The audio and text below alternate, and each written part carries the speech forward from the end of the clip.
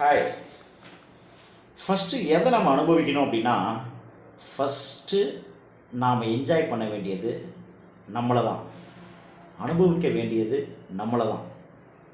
ஏன் அப்படின்னா, நம்மை அனுபவித்தல் அப்படின்றது நம்மை நாம் உணர்வது.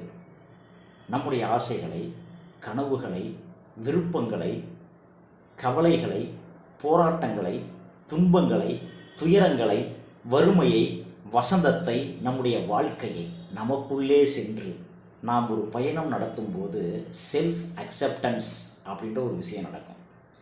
இந்த செல்ஃப் அக்செப்டன்ஸ் நடக்கும்போது நமக்கு ஒன்று கிடைக்கும்.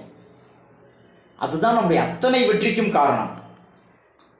வேறு எந்த ஒன்றை நாம் அனுபவிக்கும் போதும் கிடைப்பது சுகம்தான். ஆனால் நம்மை நாமே அனுபவிக்கும் போது நமக்கு கிடைப்பது நம்முடைய சுயம்.